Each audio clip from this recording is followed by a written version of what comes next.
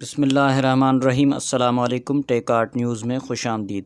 19 مارچ 2023 27 شعبان 1444 ہجری بروز اتوار۔ ٹیک آرٹ نیوز لایا ہے سعودی عرب کے حالات اور قانون میں تبدیلیوں کی خبریں۔ اگر آپ بھی جاننا چاہتے ہیں تو ٹیک آرٹ نیوز کو سبسکرائب کریں، لائک کریں، گھنٹی کے بٹن کو دبائیں تاکہ ہر آنے والی ویڈیو آپ تک پہنچ سکے۔ تو چلتے ہیں خبرنامے۔ ایرانی وزیر خارجہ حسین امیر عبداللہیان نے اتوار کو کہا ہے کہ وہ اپنے سعودی ہم منصب شہزادہ فیصل بن فرحان سے جلد ملاقات کریں گے۔ عرب نیوز کے مطابق ایرانی وزیر خارجہ نے کہا کہ مجوزہ ملاقات کے لیے 3 جگہیں تجویز کی گئی ہیں۔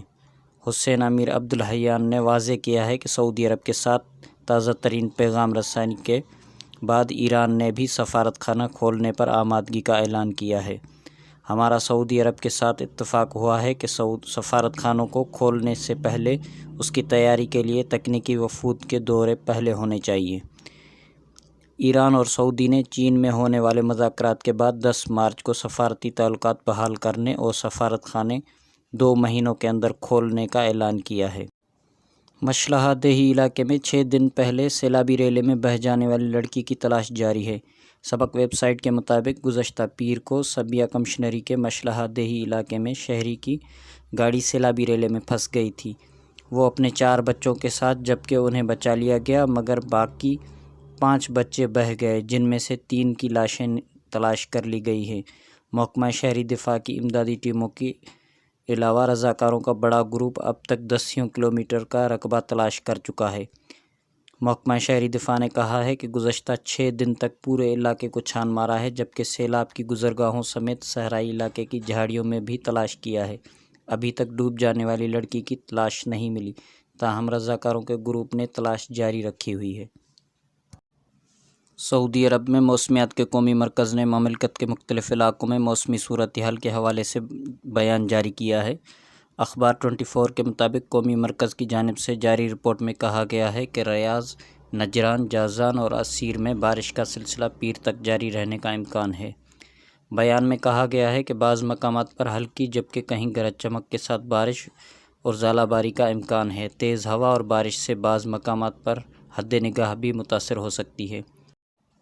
موسمیات کے قومی مرکز کی جانب سے بتایا گیا ہے کہ اتوار کو نجران، عسیر، مکہ مکرمہ، ریاض، الباحہ اور مشرقی ریجن کے بعض علاقوں میں گرج چمک کے ساتھ موسلا دھار بارش متوقع ہے۔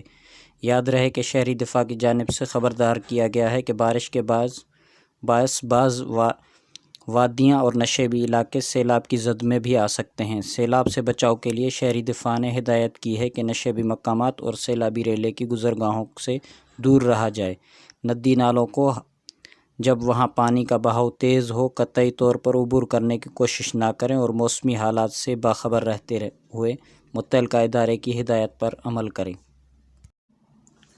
سعودی سپریم کورٹ نے منگل کی شام رمضان کا چاند دیکھنے کی اپیل کر دی ہے۔ سبق ویب سائٹ کے مطابق سپریم کورٹ نے کہا ہے کہ رؤیت ہلال کی مقامی کمیٹیاں رصدگاہوں میں چاند دیکھنے کی کوشش کریں۔ سپریم کورٹ نے کہا ہے کہ بروز منگل 21 مارچ کو ام القریٰ کیلنڈر کے مطابق 29 شعبان ہے۔ یکم شعبان 21 فروری کو تھا جس کے اعتبار سے منگل 21 مارچ کو 29 شعبان مانا جائے گا۔ اس اعتبار سے سنت پر عمل کرتے ہوئے اس روز چاند دیکھنے کی اپیل کی جاتی ہے۔ سپریم کورٹ نے کہا کہ مذکورہ دن جس کسی نے بھی چاند کو دیکھا تو وہ قریب ترین عدالت میں اپنی گواہی کا اندراج کرائے۔ سعودی عرب کے مختلف ٹرانزیکشن سینٹرز کے مطابق اتوار 19 مارچ 2023 کو سعودی ریال کا ایکسچینج ریٹ کچھ اس طرح رہا۔ پاکستان کے لیے فوری بینک 74 روپے 20 پیسے، ایس ٹی سی پے 74 روپے 12 پیسے، تحویل الراجی 74 روپے 24 پیسے، ویسٹرن یونین 74 روپے 50 پیسے، منی گرام 74 روپے 48 پیسے اور ٹیلی منی 74 روپے 25 پیسے۔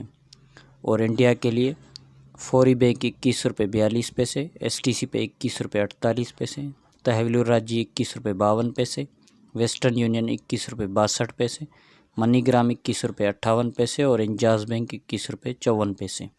اور بنگلہ دیش کے لیے کچھ اس طرح: فوری بینک 28 ٹکا 6 پیسہ، ایس ٹی سی پہ 28 ٹکا 10 پیسہ، تحویل الراجی 28 ٹکا 12 پیسہ، ویسٹرن یونین 28 ٹکا 10 پیسہ، منی گرام 28 ٹکا 6 پیسہ اور انجاز بینک 28 ٹکا 4 پیسہ۔ تو یہ تھا آج کا مختصر خبرنامہ۔ مزید خبروں کے لیے چینل کو سبسکرائب کریں، لائک کریں، گھنٹی کے بٹن کو دبائیں تاکہ ہر آنے والی ویڈیو آپ تک پہنچ سکے۔ السلام علیکم۔